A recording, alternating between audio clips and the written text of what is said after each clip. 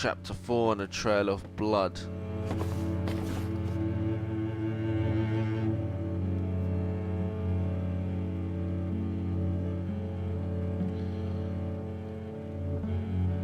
Right, we're up. A face from the past which I had seen countless times in the house. Souvenir of a trip somewhere in Venezuela in 1925.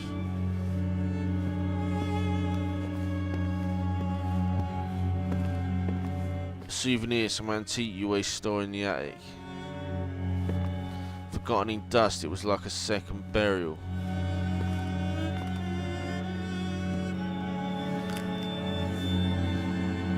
William Vesper's diary, excerpt 16, May 18th, 1932. That girl is a diamond. She is opening up little by little, even if I don't ask anything. She has more scars than I ever inflicted, yet she deserves none. Her talent comes from there, surely. She says I make her happy, but she keeps crying. It is only on the stage, when her voice and the sound of my piano meet, that I feel I am loving her like a man, and not like a desperate soul. When reality strikes back, I feel so powerless. To think I have waited for her all my life, and now I am like under anesthesia, trapped behind these rotten walls I carry around me all the time. My hands are shaking when I touch her skin, because I understood that someone was missing between me and her, something that was there with all the other girls, a cold and sharp splinter of silver.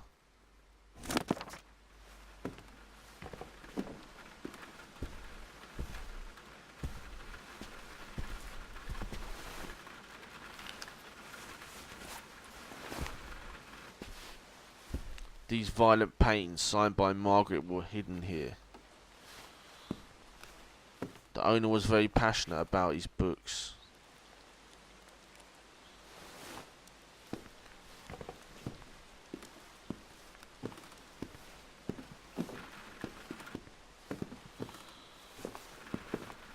Sterile snap of the switch sounded like death.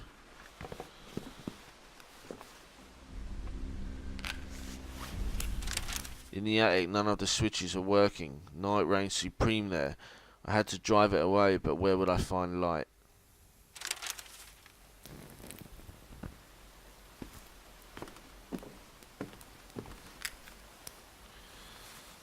That message was like a desperate scream yelled into the void. She's telling us to go into that room.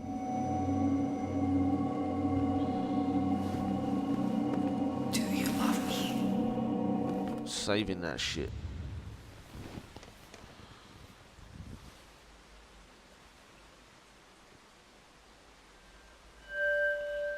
Gotta save that shit, yo.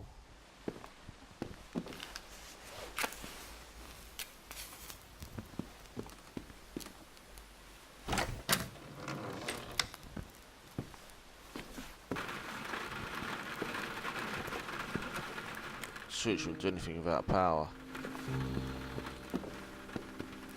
Marcus Diary, excerpt 23, December 8, 1914. According to Dr. Rosenthal, my sight is getting even worse.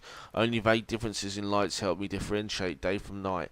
Last week, because I was afraid to hurt myself, I had to ask Sarah to help me walk around. I'd finally accepted the idea of not painting anymore, but made that dream about the war in Europe. Bombs were scorching the ground. One of them unearthed my father's body and vaporized it into the sky. He rained on me like black mud, and that made me understand darkness had always been here, in the earth, in myself. It was written all along. When I woke up, I had all the colour tubes thrown away to keep only the black ones. In front of the canvas, which I almost couldn't distinguish, I used my hands around the frame to picture it in mind, and then I started painting, focusing only on my movements, quick, incisive strokes, drawing new and clear geometries, cast shadows, and I started controlling my world again. I had left William, to his great satisfaction, for too long in the hands of the house servants. It was time I resumed working on his education. One of Selina's shoes, or did it belong to another victim?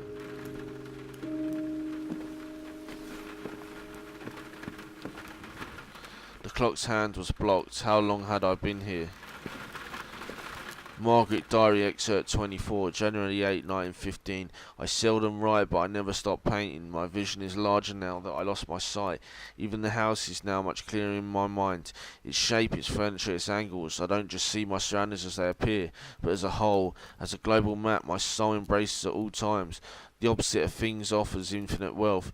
My mind is a dark room where I process images of the world, images which bear new truth. This is a valuable asset to counter the plans of the old fools from the Vesper Management Board. I can read into them like the mediocre books they are, working with my lawyer to take them out one at a time. I am the only heir. William will be next, and this company will be the tool for his ascent. I can see all the hatred he has for me. I can live with that. He is only 11, and he's still afraid of the dark. I don't need his consent to force him towards his destiny. The crates are from Europe, that's all I knew.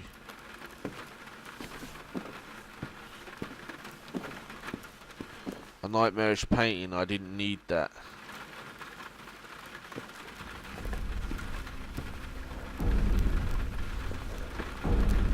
Margaret's Diary, Excerpt 22, October 13, 1914. After my accident last year, my sight has fallen to a critical threshold, as if he turned his back on me and started walking away. The world is out of my reach. I can't see, but I cried a lot, refusing the obvious. During the day, the world is like a white canvas filled with blurred shapes which disappear as soon as the sun sets, as if they were swallowed by darkness. Using special glasses and my face close to the paper, I can write a little. Using the same tools, I can't paint as well. I had electric lights installed in my office in order to keep working and reading. This hard work triggers awful headaches that only morphine manages to fight off, barely. I think William's trying to take advantage of my weakness, to try and escape my reach. He has no compassion. He doesn't love me. He probably never loved me. We gotta be careful with this fucking ghost.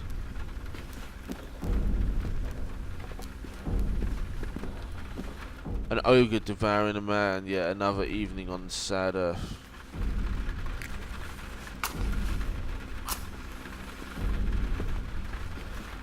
Be careful with that, guys. Note to self, Mother does not see almost any more in the darkness. Earlier, one of Mother's shadows sprang in front of me as I was walking past the angle of the rooms. She raised her arm towards me and grasped me. I was holding a candle and, struck by fear, I let it go. The flame was blown out, and as I was stepping back, I saw the thing freeze. She snuffled the darkness and walked away. I remember this for sure. To escape the ghosts, I need to merge with the night. Clad in the same black attire, I become one of them.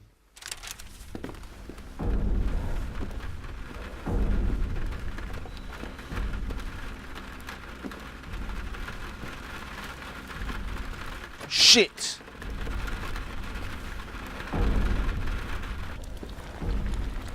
Fucking ghost.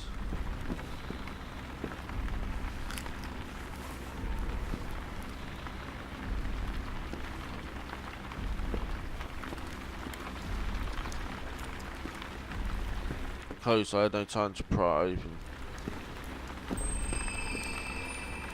From Celine to William, Excerpt 8. The next evening we have an argument again. When I begin packing up, Jim pushed me against the wall. I remember the shock. I'll keep the mark of his fingers around my wrist for weeks. After that, he comes back to his senses and prepares the tea as if he wants to be forgiven. I drink it and I cry. He sees my tears drop in the cup and disappear in the dark water. What has happened to us? I just suddenly feel very tired. I fall on the ground. I call Jim, but he just stares at me without moving a finger. Just before I pass out, he tells me I couldn't let that happen, you understand? I don't want to become a monster. My father was enough, and I lose consciousness. This guy's a sick fuck, man.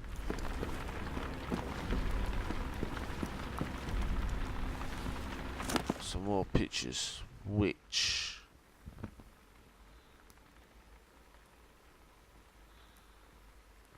Oh, you've missed some pictures by the looks of it, look.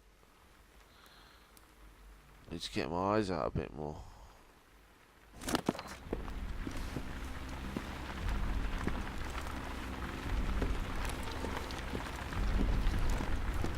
Fuck! I ain't saved it in ages, you little cunt.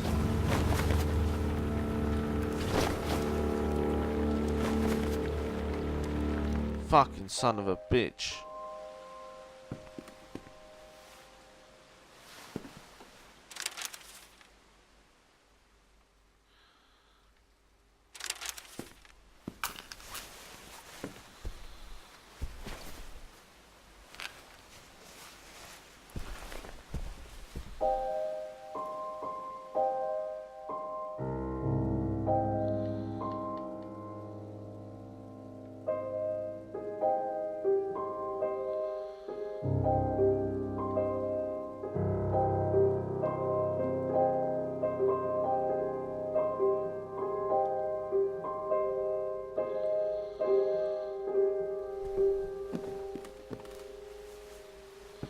Wonder if I have to pick up and read all this shit again.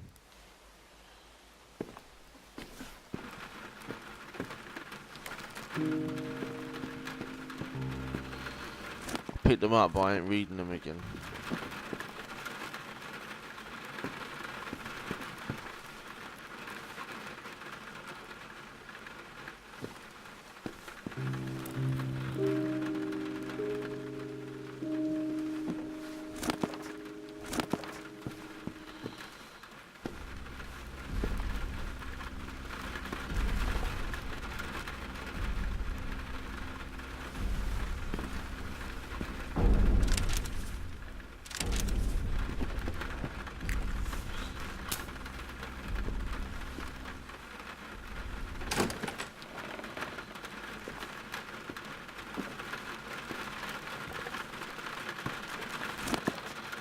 Margaret's diary, excerpt 21. I'm dictating this message to Sarah. Something awful happened to me today.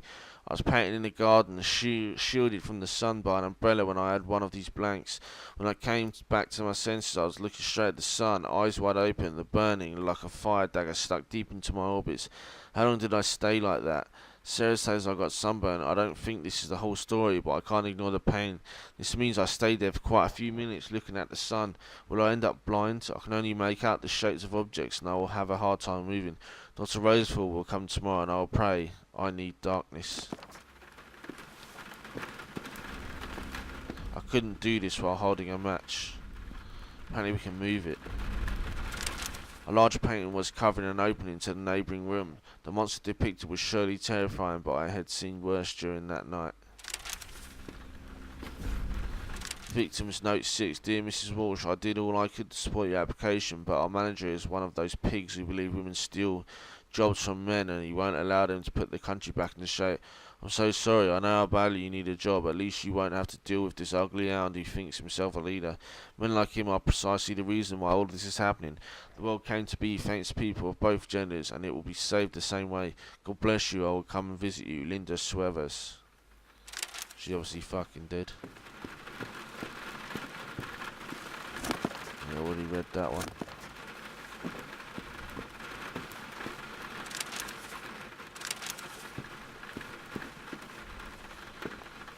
Oh, looks like it's about time to go into the next room.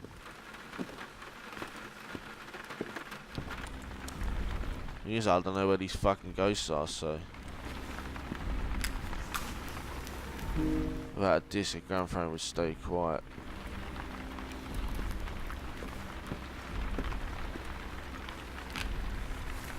So we can't use it. There's no electricity. Pick up the old pictures again.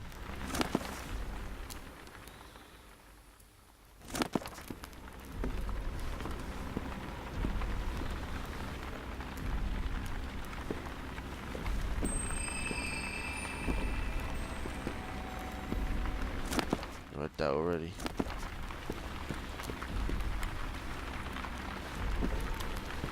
Where'd she go?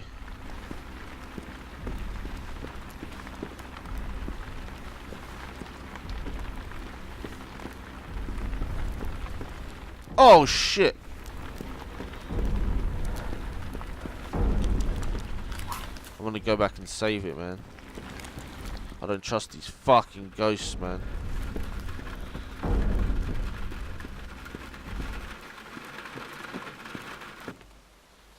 Don't trust them motherfuckers, man. God damn it. Already died once there. I don't have to run and pick up them items again.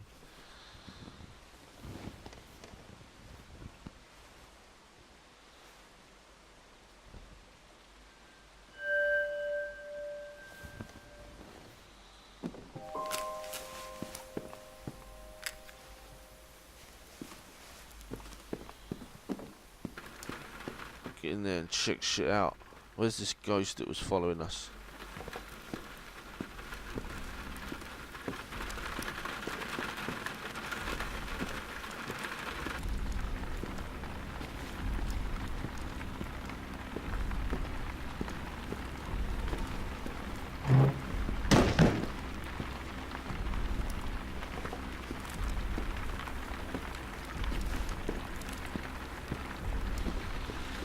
parcel from Egypt, some ground brown.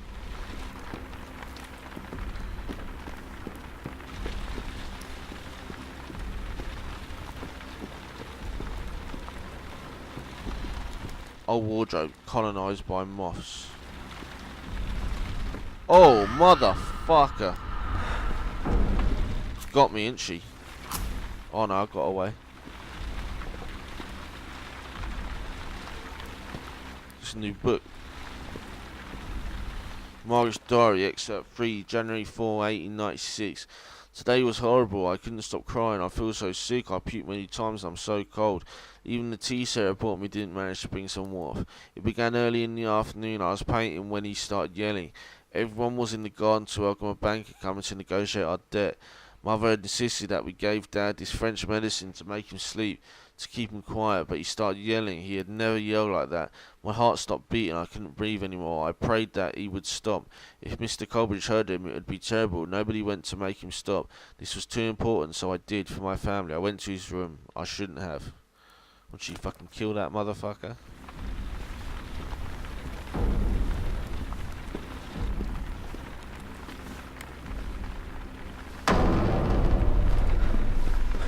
Oh, fuck you. Get me the fuck out of here.